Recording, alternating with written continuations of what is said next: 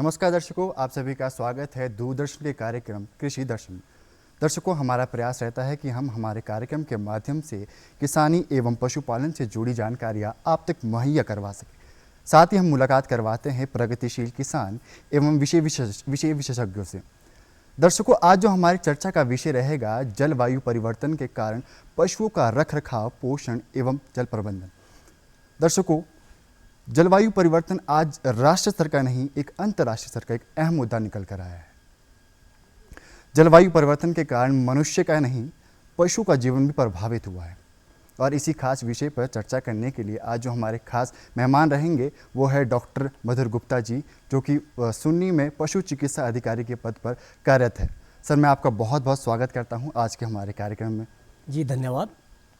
Sir, सबसे पहले मैं आपसे ये जानना चाहूँगा कि जलवायु परिवर्तन से आपका आखिर क्या अभिप्राय है और इससे पशुओं के जो स्वास्थ्य से किस तरह से वो प्रभावित हो रहा है? जी रजत जी, तो इस कार्यक्रम के माध्यम से हम अपने दर्शकों को, पशुपालकों को बताना चाहेंगे कि जलवायु परिवर्तन से पशुओं के स्वास्थ्य पे क्या प्रभाव पड़ता है और हमें उसमें कैसे मैनेजमेंट करना है। तो जलवायु परिवर्तन को समझने से पहले सबसे पहले हमें मौसम परिवर्तन को समझना बहुत आवश्यक है। जी जी। उदाहरण के तौर पे अगर हम मौसम की बात करें तो हमारी अलग अलग ऋतुएं होती है। जैसे शरद ऋतु है, सर्दियों का मौसम है, ग्रीष्म ऋतु है, गर्मियों का मौसम है, वर्षा ऋतु है, बरसात का मौसम है। तो इन ऋतुओं में या इन मौसमों में अलग अलग समय पे अलग अलग तापमान होता है, अलग अलग आर्द्रता रहती है हवा में, जिसको बोलते हैं, ठीक है। हवाओं का रुख अलग अलग तरह से होता है, सूर्य की जो रोशनी पड़ती है उसकी इंटेंसिटी अलग अलग तरह से होती है, बादल जो आसमान में छाते हैं उसकी कंसंट्रेशन या घनत्व वो अलग अलग तरह से रहता है। तो उसका वातावरण पे अलग अलग तरह से प्रभाव रहता है जी। तो जब हम बात करते हैं अब पूरे के पूरे उसकी एवरेज निकालने की, अब हमने कहीं पे भी अगर एवरेज निकालनी है तो हमें कम से कम 30 से 40 साल का समय या कई दशक लगते हैं जी। उसके बाद हम इसको बोल सकते हैं कि ये परिवर्तन हो रहा है जी। तो अब ये दो तरह से परिवर्तन आता है, एक होता है क्षेत्रीय, रीजनल जिसको कहेंगे, एक होता है वैश्विक, ग्लोबल जिसको कहेंगे। तो अगर हम रीजनल की बात करें, जैसे हम हिमाचल की बात कर लेते हैं, तो हिमाचल में हम पिछले 30 साल का अगर देखें कि किस तरह का ट्रेंड चल रहा है, बारिश के पैटर्न में किस तरह से चेंजेस आ रहे हैं, हवाओं की जो गति है, स्पीड है, उनमें जो एक इंटेंसिटी है वो किस तरह की है, या तापमान है उसमें किस तरह से उतार चढ़ाव या गिराव आ रहा है, वैसे वर्षा में किस तरह के पैटर्न में चेंजेस आए हैं। तो एक लंबे अंतराल के बाद जो हम 20-30 साल के बाद हम एवरेज निकालते हैं उसको जलवायु परिवर्तन कहते हैं। तो मौसम परिवर्तन एक शॉर्ट टर्म और रूटीन चेंज है और जलवायु परिवर्तन एक लॉन्ग टर्म और एक एवरेज चेंज है। तो ये जो औसत निकलेगी 30-40 साल की परिवर्तन की मौसम की, उसको हम जलवायु परिवर्तन कहेंगे। सर, अगर हम बात करें जलवायु परिवर्तन की तो हिमाचल में किस तरह का जो बदलाव देखने को मिला है जलवायु परिवर्तन से? सबसे पहले तो आपको या हमें ये समझने की ज़रूरत है कि परिवर्तन अपने आप में प्रकृति का एक नियम है जी। प्रकृति में कोई भी चीज़ स्थिर नहीं होती और स्थायी नहीं होती है जी। हमेशा उसमें छोटे लेवल से लेकर बड़े लेवल तक आहिस्ता आहिस्ता परिवर्तन चलता रहता है जी। तो वैसे ही अगर हम जलवायु की बात करें तो पिछले 30-40 सालों में अगर हम देखें, शिमला का ही मौसम देख लें तो बहुत ज़्यादा इसमें फ़र्क पड़ता जा रहा है। बिल्कुल। अगर आपने देखा होगा कि जो एवरेज टेम्परेचर है वो बढ़ता जा रहा है, हर साल 1 डिग्री कुछ पॉइंट डिग्री बढ़ता जा रहा है और हम पूरे वैश्विक स्तर पे भी जो है ग्लोबल वार्मिंग की तरफ बढ़ते जा रहे हैं। वैज्ञानिक बार बार चेतावनी भी दे रहे हैं कि अगर इसी तरह से मानव गतिविधियां चलती रही या पॉल्यूशन बढ़ता गया तो जलवायु परिवर्तन में बहुत अहम बदलाव आएंगे और जो हमारा ग्लोबल वार्मिंग है उसकी तरफ हमारा जलवायु जो है परिवर्तित होता जाएगा। तो पशुओं के स्वास्थ्य पे तो इसका सीधा सीधा प्रभाव पड़ता ही है, चाहे पशु हो, इंसान हो या पेड़ पौधे हो, सभी कोई भी जीव जंतु हैं, सभी के स्वास्थ्य पे जलवायु परिवर्तन का प्रभाव पड़ता है, जिसे हम आम अपनी रूटीन लाइफ में आसानी से ऑब्जर्व नहीं कर पाते।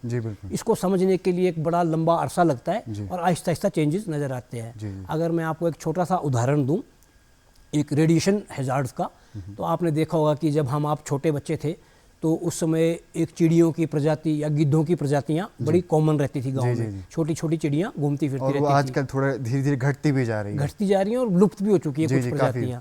तो इसका जो है मोबाइल हैजार्ड, जो रेडिएशन हैजार्ड है, मोबाइल टावर्स लगे हैं या और जो रेडिएशन हैजार्ड हैं इलेक्ट्रॉनिक डिवाइसेस से, उसका ये एक अहम कारण माना जाता है। और ये एक साल में या एक दिन में, एक महीने में नहीं हुआ, इसको होने में कई दशक लग गए। तो अब उसके रिजल्ट्स या खामियाजा नजर आ रहा है कि जलवायु परिवर्तन हुआ है और उसका इस तरह से प्रभाव पड़ा है। तो वैसे ही पशुओं का जो स्वास्थ्य होता है उस पर डायरेक्ट प्रभाव पड़ता है। जी। उनकी जो सांस लेने की समस्याएं हैं वो बढ़ जाती हैं, जैसे जैसे गर्मी बढ़ेगी उनकी जो खान पान की समस्या है वो बढ़ जाती है, पाचन तंत्र डिस्टर्ब हो जाएगा, जो उनकी ब्रीडिंग परफॉर्मेंस है, जनन उनके जो अंग है उनकी कार्य प्रणाली पे बदलाव आ जाएगा, डाउन हो जाएगा, उनकी जो गर्भ धारण करने की स्थिति है वो बिल्कुल कमज़ोर हो जाएगी, गर्भ अच्छे से धारण नहीं कर पाएंगे, एबॉर्शन हो जाएंगे, बच्चे पेट में मर जाएंगे। तो इस तरह की बहुत समस्याएं रहती हैं जो ये जलवायु परिवर्तन के कारण हमारे पशुओं में देखने के लिए बहुत अक्सर जो आम देखने के लिए मिल रही है, जो गर्भ में ही बच्चे जो मर जाते हैं पशुओं के। बिल्कुल सर, अगर हम बात करें कोल्ड स्ट्रोक और हीट स्ट्रोक में, आखिर ये होता क्या है और क्या ये दोनों ही परिस्थितियाँ पशुओं के लिए हानिकारक होती है? जी, अगर हम कोल्ड स्ट्रोक की बात करें तो उसका सीधा सीधा अभिप्राय है कि जो सर्दियों का मौसम है, जिस समय बाहर का तापमान बहुत कम है और रात के समय तो बिल्कुल 0 डिग्री या -डिग्री में भी चला जाता है, और हमारे जो जनजातीय क्षेत्र हैं या ऊंचाई वाले क्षेत्र हैं वहाँ पे बर्फ़ पड़ती है और इतनी ठंड होती है कि टेम्परेचर -10, -15, -20 तक पहुँच जाता है। तो ऐसे में अगर हमारे दुधारू पशु या दूसरे पशु कोई भी बाहर रह जाएँ या अपने आवास से बाहर रहें तो रात को जो पाला पड़ता है उसकी वजह से जो है पशुओं के शरीर का जो अपना तापमान होता है, जनरली 101.5 डिग्री फ़ारेनहाइट या 102 डिग्री फ़ारेनहाइट जो है गाय भैंसों का तापमान माना जाता है एवरेज जनरल। तो जब कोल्ड स्ट्रोक हो जाएगा ठंड की वजह से तो पशुओं के शरीर का तापमान और डाउन हो जाएगा, उसको हाइपोथर्मिया कहते हैं, वो हाइपोथर्मिया में चले जाएंगे, उनके शरीर के तापमान में गिरावट आ जाएगी, जिस वजह से जो है पशु को अलग अलग तरह के रोग भी लग जाएंगे और एक बार शॉक में चले गए, सदमे में चले गए तो तत्काल पशु की मृत्यु हो जाती है। मतलब पशु का सही तापमान होना बहुत ज़रूरी है। हाँ, जो बाहर का तापमान है उसके बीच और जो पशु के शरीर का तापमान है उसके बीच एक बैलेंस बना रहना चाहिए। और ऐसे ही हम हीट स्ट्रोक की बात करें तो हीट स्ट्रोक हमेशा गर्मियों के मौसम में देखा जाएगा, जैसे लू लग जाती है मई, जून, जुलाई, अगस्त के महीने में पशुओं को, जैसे इंसानों को लू लग जाती है दिल्ली में, बिहार में, यूपी में, उस तरह से गर्म इलाकों में उस तरह से पशुओं को भी लू लग जाती है और वो हीट स्ट्रोक होता है। इसमें क्या होता है कि पशुओं का जो शरीर का तापमान है वो ऑलरेडी 101.5 या 102 डिग्री फ़ारेनहाइट चल रहा है, लेकिन बाहर का तापमान बढ़ते बढ़ते 30, 35, 40, 42 से ऊपर भी डिग्री सेंटीग्रेड से ऊपर पहुंच जाता है। तो ऐसे में जो है पशु हाँफना शुरू कर देता है, उसकी बॉडी से हीट डेसिपेट होनी शुरू हो जाती है और उसको जो है बहुत ज़्यादा सफोकेशन फील होनी शुरू हो जाती है और उसका खान पान बिल्कुल कम हो जाता है, प्यास बहुत ज़्यादा लगती है, थकावट फील होती है। तो ऐसे में वो हीट स्ट्रोक में चला जाता है। ये कोल्ड स्ट्रोक से एकदम उल्टा है, वहाँ पे हमें सर्दी का वजह से स्ट्रोक हो रहा था और यहाँ पे अब गर्मी की वजह से हो रहा है। बहुत अधिक तापमान की वजह से पशु की जो शरीर की जो एक रेजिस्टेंस लेवल है वो ब्रेक डाउन हो जाता है और पशु विभिन्न बीमारियों के ग्रस्त में आता है और यहाँ पे भी सदमे में चलने जाने की वजह से पशु की मृत्यु आती है। तो दोनों ही स्थितियों में जो इसका प्रबंधन है वो एकदम उल्टा रहता है। हीट स्ट्रोक के टाइम हमें पशु को पंखा, फव्वारा, कूलर, ठंडे पानी के छींटे, ठंडे पानी से बार बार नहलाना, पूरी वेंटिलेशन को हटा देना, ठंडी हवाओं को अंदर आना और पशुओं को अधिक समय मतलब धूप के अलावा सुबह शाम के समय बाहर बांधना, खुले में छोड़ना, खुले खुले रखना, इस तरह से मैनेज करना होता है। सही तरह का रख रखाव बहुत ज़रूरी है कोल्ड स्ट्रोक और हीट स्ट्रोक के दौरान। हाँ बिल्कुल, जब कोल्ड स्ट्रोक होगा, जब ठंड होगी तो उस समय बिल्कुल उल्टा हो जाएगा। उसमें पशुओं को इकट्ठा रखा जाता है और जो उनका आवास होता है उसके जो खिड़कियाँ हैं, दरवाजे, उनको ढक के रखा जाता है, पर्दे लगा के रखे जाते हैं, नीचे मैट्रेस बिछाए जाते हैं मोटे मोटे, ताकि ठंड से उनको बचाया जा सके, ठंड का डायरेक्ट इम्पैक्ट उनके ऊपर ना पड़े। सर, मुख्यतः आखिर कौन कौन सी समस्याएं हैं जो जलवायु परिवर्तन के कारण आज हमारे पशुओं में देखने के लिए मिल रही है? सबसे पहले तो जो जलवायु परिवर्तन का डायरेक्ट रिजल्ट इम्पैक्ट नज़र आता है पशुओं के स्वास्थ्य पे, वो होती है पशुओं की रोग प्रतिरोधक क्षमता, जिसको रेजिस्टेंस बोलते हैं या इम्यूनिटी बोलते हैं। तो वो धीरे धीरे परिवर्तन के साथ साथ वो कम होती जाती है, जिसे हम ऑब्जर्व नहीं कर पाते। आज हमारे पास एक अच्छी गाय है, वो अच्छे से काम कर रही है, अच्छे से अपना व्यवहार या अपना जो है परफॉर्मेंस दे रही है, लेकिन उसकी आगे बछड़ी होगी, उसकी आगे बछड़ी होगी, तो अगले 20-30 सालों में देखेंगे हम तो जो 3-4 पुश्तों के बाद बछड़ी पैदा आएगी उसमें और जो 3-4 पुश्तें पहले जो गाय थी उसकी परफॉर्मेंस में दिन रात का फ़र्क होगा, क्योंकि जैसे जैसे जलवायु परिवर्तन होता जा रहा है वैसे वैसे बछड़ियों की परफॉर्मेंस और उसमें भी बदलाव आ रहा है, वो डाउन फील कर रही हैं। और जैसे जैसे हमारा मौसम तापमान बढ़ता जा रहा है, ग्लोबल वार्मिंग की तरफ हम बढ़ते जा रहे हैं, तो पशुओं का हाँफना, बार बार पसीना आना, उनकी जो खाने की मात्रा है, भोजन ग्रहण करने की या चारा खाने की जो एफिशिएंसी है वो 10 से 20% कम हो जाती है, दूध देने की क्षमता 25 से 30% गिरावट आ जाती है, रोग प्रतिरोधक क्षमता में 15 से 20% का गिराव आ जाता है और उनको श्वास की जो समस्याएं हैं वो लग जाती हैं। और जैसे बरसात का मौसम नज़दीक आता है तो उसमें जो फंगल रोग हैं, जो फफूंद से लगने वाले रोग हैं, कीटाणु जीवाणुओं से लगने वाले रोग हैं, वो बढ़ जाते हैं। तो मतलब जलवायु परिवर्तन के साथ साथ पशुओं के शरीर में भी आहिस्ता आहिस्ता बदलाव आते हैं, जो आहिस्ता आहिस्ता अपना रंग दिखाते हैं। उनके स्वास्थ्य पर दुष्प्रभाव आहिस्ता आहिस्ता पड़ता जाता है, जो हमारे सामने Aahista Aahista step by step आना शुरू हो जाता है। सर, जलवायु परिवर्तन के कारण क्या कि नई गंभीर बीमारियां भी आई हैं जो पशुओं में आमतौर में देखी जा सकती है, देखी जा भी रही है? हाँ, अगर हम उदाहरण लें जी। तो अभी जो लंपी त्वचा रोग आया था, लंपी स्किन डिजीज, ये एक तरह का जलवायु परिवर्तन का इसको हम मानेंगे जीता जागता उदाहरण। हमारे हिमाचल प्रदेश में ये बीमारी पहली बार आई है, इससे पहले ये कभी रिपोर्ट नहीं की गई थी, और जब आई तो अचानक से आई। हमें भी इतने अच्छे से पता नहीं था कि किस तरह से इसको हैंडल करना है। फिर आहिस्ता आहिस्ता जो है वैज्ञानिकों ने इसकी एंटीडोट ढूंढा कि किस तरह से गोट पॉक्स वैक्सीन से इसको जो है काउंटर करना है। तो जिन पशुओं में बीमारी नहीं आई थी उनको सबको जो है सरकार द्वारा या विभाग द्वारा जो है समय रहते उनको टीकाकरण कर दिया गया, और उसके जो है सरेआम रिजल्ट भी नजर आए हैं कि बचाव हुआ है। जिन लोगों पशुओं को टीके लग गए थे समय पे, उन पे बीमारी की मात्रा कम रही, या जो उनके रिजल्ट थे, इंटेंसिटी थी, वो कम हुई। और जिन पशुओं में ये बीमारी आ चुकी थी उनका फिर इलाज के साथ उनको कंट्रोल कर लिया गया।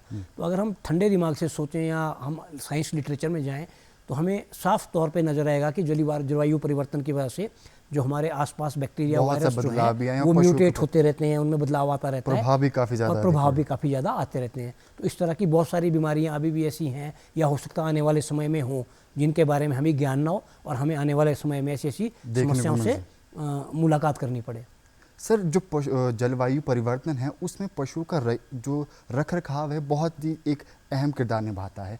तो हमारे जो किसान व बागवान भाई है उन्हें क्या क्या जो अहम बातें हैं उनका ध्यान रखना चाहिए, ताकि जो ये परिवर्तन या जो ये प्रभाव पशुओं में देखने के लिए मिल रहा है उससे वो पशुओं को बचा सके और एक अच्छा उनको जो उनके लिए एक अच्छा हो सके? सबसे पहले तो जो एक अच्छा पशुपालक है उसको इस बात का ज्ञान होना चाहिए कि उसकी पशुशाला किस तरह से होनी चाहिए। मौसम कोई भी हो, सर्दियों का मौसम है, गर्दियों का मौसम है या बरसात का मौसम है, पशुशाला हमारी वही रहेगी और कई सालों तक, दशकों तक वही रहेगी। तो हमेशा पशुशाला का निर्माण जो है नॉर्थ से साउथ, उत्तर से दक्षिण दिशा की तरफ किया जाना चाहिए, ताकि जब सुबह सूर्य की किरणें या रोशनी पूर्व दिशा से पड़े तो पूरी दिन वो पशुशाला में पड़ती रहे सामने। और पशुशाला के सामने जो है 2 बड़ी बड़ी खिड़कियां और एक दरवाज़ा होना चाहिए जिससे सूर्य की किरणें अंदर आ सकें। और दिन के समय जो है सूर्य की किरणें पशुशाला की छत पे रहें, और शाम को जब सूर्य अस्त होता है पश्चिम में तो अस्त होने तक सूर्य अपना प्रभाव दिखाता रहे और अपनी किरणें जो है पशुशाला पे छोड़ता रहे। आप अच्छे से जानते हैं, हमारे पशुपालक अच्छे से जानते हैं कि जो सूर्य की किरणें होती हैं ये अपने आप में इतनी शक्तिशाली और इतनी गुणदायक होती हैं कि बहुत सारे जो कीटाणु, विषाणु और बीमारियाँ हैं उनको रोकथाम और उनके नाश करने में, विनाश करने में ये बहुत सहायक होती हैं। जहाँ जहाँ सूर्य की किरणें पहुँचती है वहाँ पे अच्छा स्वास्थ्य लाभ होता है। तो दूसरी बात जो अहम रहती है वो रहती है कि आपकी पशुशाला का निर्माण किस तरह से हुआ है, क्योंकि अक्सर हमारे वहाँ पे हिमाचल में लोग हैं, किसान वो छोटे छोटे कमरों में पशुओं को बंद करके रखते हैं। तो इसकी किस तरह से एक सही तरीका होना चाहिए, जो पशुओं का जो आवास जो स्थान है वो किस तरह से होना चाहिए? ये बिल्कुल गलत तरीका होता है कि आप एक 10 बाई 10 के कमरे में जो है 4 से 5 पशुओं को बांध के रख रहे हैं। ऐसा करने से जो है पशु सफोकेट फील करते हैं। उदाहरण के तौर पर हम इंसान, एक बेडरूम होता है, हम जनरली 2 लोग रहते हैं, बड़ी 3 लोग रहते हैं, ठीक है। तो वैसे ही अगर हम पशुओं को भी रखें तो उनके साइज के हिसाब से हमेशा पशुशाला का निर्माण किया जाता है कि वो किस नस्ल के पशु हैं। हमारे हिली पशु हैं, लोकल पशु हैं, या क्रॉस ब्रेड हैं, संकर नस्ल के हैं, या फिर हॉल्स्टाइन गाय है, या फिर भैंसें हैं। तो हमेशा पशु की नस्ल होती है और उसका जो साइज होता है, बॉडी वेट होता है, उसके हिसाब से पशु की पशुशाला का निर्माण किया जाता है कि एटलीस्ट उसको आगे के लिए भी स्पेस रहे और साइड में भी स्पेस रहे, और 2 पशुओं के बीच में इतना स्पेस हो कि वो चारों तरफ को घूम सके, एक दूसरे से ना टकराएं, और पीछे की तरफ भी स्पेस हो। तो इस तरह से हमारा वो पशुशाला का जो निर्माण होता है, पशुशाला में हमने पशुओं का रखरखाव करना है, वो बिल्कुल वैज्ञानिक ढंग से करना पड़ता है। दूसरे हम बात करें तो पशुशाला की जो सफाई होती है ये बहुत अहम होती है। तो हम ये नहीं मान सकते कि हमें किस जलवायु परिवर्तन को हम ध्यान में रख के करनी है। साफ़ सफाई करना, प्रबंधन करना, ये हमारे लिए एक रूटीन मैटर है। हमें हमेशा रूटीन में साफ़ सफाई करनी है, और एक वीकली सफाई होती है, हफ्ते में एक बार, जिसको थॉरो क्लीनिंग बोलते हैं। उसमें हमें कोई छुट्टी का दिन देख के या संडे का दिन देख के पशुओं को बाहर निकाल के पशुशाला की पूरी डीप, जिसको बोलते हैं, पूरी तरह से सफाई करनी होती है, और फर्श को भी साफ़ करना होता है। और हम रूटीन में जो है डेली पशुओं का गोबर उठाना, मलमूत्र उठाना, पशुओं को नहलाना, पशुओं की सफाई करना, खासकर गर्मियों के मौसम में डेली पशुओं को नहलाना हम रिकमेंड करते हैं, तो ये करते रहना चाहिए। तो ये मतलब कुछ जैसे बातें सर अभी हैं। गर्मियाँ भी आने वाली हैं, तो क्या क्या विशेष चीज़ों का जो हमारे जो किसानों को ध्यान रखना चाहिए? हाँ, अब जैसा कि अप्रैल का मंथ चल रहा है, मिड अप्रैल आ ही चुका है, जी। और आने वाला जो समय है मई जून का, ये बिल्कुल गर्मियों का मौसम होगा। इस समय में जो है हमारा तापमान बाहर का काफ़ी बढ़ जाता है, और जो गर्म इलाके हैं वहाँ तो तापमान बहुत ही ज़्यादा हो जाता है। ऊना, नंगल और जो हमारे पंजाब के एरियाज़ हैं, हिमाचल के भी काफ़ी एरियाज़ हैं जो गर्म इलाके हैं, तापमान वहाँ बढ़ जाएगा। तो ऐसे में क्या होता है कि अब जो आने वाला समय है इसमें कुछ बीमारियाँ हैं जिनका फिक्स पैटर्न होता है, जो गर्मियों के मौसम में ही आती हैं। जैसे गलघोटू एक बीमारी है, ये बरसात में आना शुरू हो जाएगी। पशु चेचक एक बीमारी है, वायरल डिजीज़ है, ये आगे बरसात में आना शुरू हो जाएगी। लंगड़ा बुखार एक बीमारी है, ये भी बरसात में और गर्मियों में आना शुरू हो जाएगी। तो हमारे पशुपालक भाइयों को चाहिए होता है कि विभाग जो है, पशुपालन विभाग जो है, इन सब बीमारियों के बचाव के लिए निःशुल्क फ्री में वैक्सीनेशन या टीकाकरण करता है। जैसे कि अभी मुंह पका खुर पका रोग जो है, ये हमारा एक नेशनल लेवल का एक डिजीज़ कंट्रोल प्रोग्राम है। तो इसके लिए हमारे पास सभी टीकाकरण के लिए टीके उपलब्ध हो गए हैं, हमारे अस्पतालों में आ चुके हैं, और शीघ्र ही हम इसका टीकाकरण शुरू कर देंगे। तो हम इस कार्यक्रम के माध्यम से अपने पशुपालकों से ये अपील करना चाहेंगे कि आप पशुपालन विभाग का पूर्ण सहयोग दें, और जो ये खुर पका मुंह पका रोग का जो टीकाकरण अब हम करने जा रहे हैं, को अगले कुछ दिनों में शुरुआत कर देंगे, इसमें अपना पूर्ण सहयोग निभाएं, ताकि आपके पशुओं को जो आने वाला समय है गर्मियों का या बरसात का, उसमें जो FMD या खुरान है, इससे बचाव किया जा सके। इसी तरह से जो गलघोटू रोग के टीके लगेंगे उसमें भी अपना योगदान दे, और कोई भी हमारा टीकाकरण होता है विभाग का या सरकार का, तो पशुपालक इसमें पूर्ण सहयोग दें। कभी ये ना बोलें कि हम अपने पशुओं को टीका नहीं लगवाएंगे, या कई गांव में धारणा होती है कि टीका लगवाने से पशु बीमार हो जाएगा, या कई लोग कहते हैं कि हमारा पशु बीमार है ही नहीं, तो हम टीका क्यों लगाएं। तो बात ये नहीं होती है कि बीमार है इसलिए टीका लगवाना है। कहते हैं ना कि prevention is better than cure. एक रूटीन चेकअप पशुओं का भी होना ज़रूरी है, जैसे इंसानों का होता है, उसी तरह पशुओं का एक जो रूटीन चेकअप है वो भी बहुत ज़रूरी है। हाँ, परहेज इलाज से बेहतर है। तो अगर हम परहेज के टीके लगा लेंगे, पशुओं के स्वास्थ्य का ध्यान रखेंगे, और जो पशुपालक है वो खुद जागरूक रहेंगे अपने पशु के स्वास्थ्य में, जलवायु परिवर्तन में, किस तरह का मौसम का ट्रेंड चल रहा है, बाहर किस तरह का मौसम है, पशुशाला के अंदर किस तरह का मौसम है, उसके बीच में इक्विलिब्रियम या बैलेंस कैसे बनाना है, ताकि पशु के शरीर के तापमान में और बाहर के तापमान में कोई एक्सट्रीम चेंजेस ना आए, कोई एक्सट्रीम वेरिएशन ना हो। तो ये पशुपालक को समझना जरूरी है। और आज जो है टेक्नोलॉजी का ज़माना है, सारे पशुपालक भी हमारे पढ़े लिखे हैं, नई जनरेशन जो है आप लोगों की पीढ़ी है सारी एजुकेटेड है और मोबाइल इंटरनेट से जुड़ी है। तो हम यही अपील करते हैं कि हमारे पशुपालक, किसान, बागवान जागरूक रहें, और किस तरह का ट्रेंड जलवायु का चल रहा है, मौसम का चल रहा है, वातावरण का चल रहा है, और पशुओं की बीमारियों का या उनके स्वास्थ्य में बदलाव का किस तरह से चल रहा है, इसके बारे में जागरूक रहें। और रही बात विभाग की या सरकार की, तो उसके लिए विभाग ने और सरकार ने जो है हमेशा हर गांव में हर जगह पशु चिकित्सा अस्पताल खोल रखे हैं, पशु चिकित्सकों की तैनाती की गई है, और सरकार समय समय पर पशु चिकित्सकों की, पैरा स्टाफ की, फार्मासिस्ट की तैनाती करते रहते हैं, ताकि जो है पशुपालकों को अच्छे से पशु चिकित्सा सेवाएं, सरकार का भी एक अहम जो किरदार निभा रही है, बहुत अच्छा अहम भूमिका रहती है। और सरकार अपनी तरफ से पूरी कोशिश करती है कि पशुपालकों को हर जो अच्छी सुविधा मुहैया करवाई जा सके वो हो सके।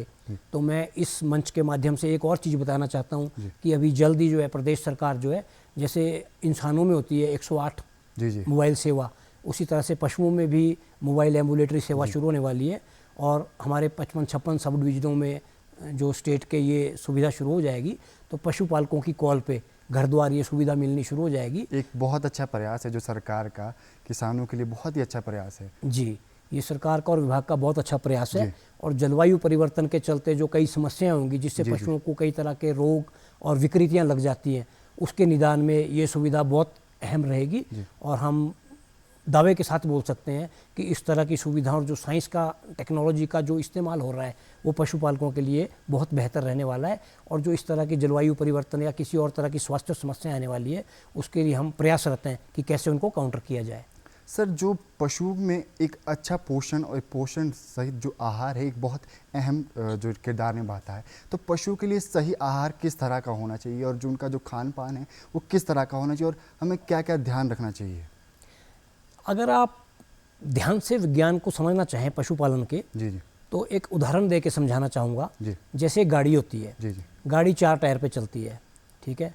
जो 4 पहिया गाड़ी है, 3 पहिया 3 पे चलेगी, 2 पहिया 2 पे चलेगी, तो एक बैलेंस है। जी जी। अगर हम 4 पहिए वाली गाड़ी को 3 टायर पे चलाना चाहें तो वो नहीं चल पाएगी। वैसे 2 पहिया वाहन का हम 1 पहिया निकाल लें तो नहीं चल पाएगा। जी जी। तो वैसे जो पशुपालन है या वेटनरी साइंस है, एनिमल हस्बेंड्री है, इसके 4 पहिए हैं जी। पशु प्रबंधन, पशु पोषण, पशु प्रजनन और पशु स्वास्थ्य।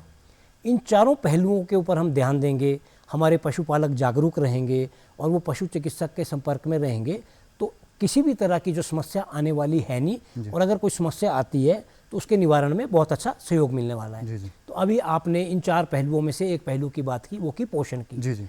तो मैं आपको बताना चाहूँगा, और मैं खुद भी एक पोस्ट ग्रेजुएट हूँ जी जी। एनिमल न्यूट्रिशन में, पशु पोषण में मेरी जो है विशेषता है, जी। मेरी मास्टर डिग्री है। तो पशु पोषण जो है बहुत अहम है। जी बिल्कुल। अगर हमारे पशुओं का जो खान पान है, पोषण है, वो वैज्ञानिक दृष्टिकोण से बिल्कुल संतुलित तो होगा, बैलेंस फीडिंग होगी, तो हमारे पशुओं की 80 से 90% रोग जो हैं उनको लगने वाले हैं वो लगेंगे ही नहीं। जी जी। उनकी रोग प्रतिरोधक क्षमता इतनी अच्छी हो जाएगी और उनकी जो ब्रीडिंग की प्रॉब्लम्स हैं, इनफर्टिलिटी की, एबॉर्शन होने की प्रॉब्लम्स हैं, जेर फंसने की प्रॉब्लम्स हैं, वो खत्म हो जाएगी। पोषण सबसे अहम जो है स्तंभ है। तो हमेशा एक संपूर्ण जो आहार है वो संतुलित होना चाहिए इंसानों की तरह, जिसमें कार्बोहाइड्रेट, वसा, खनिज मिश्रण और रेशा, पानी और ये सब चीज़ें जो है एक बैलेंस मात्रा में होनी चाहिए। अगर ये बैलेंस मात्रा में होंगी, पशु की नस्ल के हिसाब से होंगी, उसके शरीर के भार के हिसाब से होंगी और उसकी परफॉर्मेंस के हिसाब से होंगी कि वो अभी जीवन निर्वाह की स्थिति में है, कि दूध अवस्था की स्थिति में है या गर्भावस्था की स्थिति में है। इन सब पहलुओं को देखते हुए हम पशु चिकित्सक की सलाह पे अगर हम अपने पशु को संतुलित आहार सही मात्रा में देंगे। मात्रा आखिर किस तरह की होनी चाहिए? जैसे कि हमारे जो पशुपालक है वो चोकर और फीड जैसी आदि चीज़ें वो पशुओं को देते हैं, तो उसकी जो सही मात्रा है किस तरह की होनी चाहिए? जैसे कि गर्मियों में कि उनकी मात्रा अलग होनी चाहिए, सर्दियों में अलग होनी चाहिए। तो मैं चाहूँगा कि आप हमारे दर्शकों की उस जो सही मात्रा है उसके बारे में बताएं। ये आपने एक बहुत ही अच्छा सवाल पूछा है। एक मैं लेमैन तरीके से अपने पशुपालकों को समझाना चाहूँगा, क्योंकि आपने मात्रा का पूछा है कि फीड देनी है, कैसे देनी है।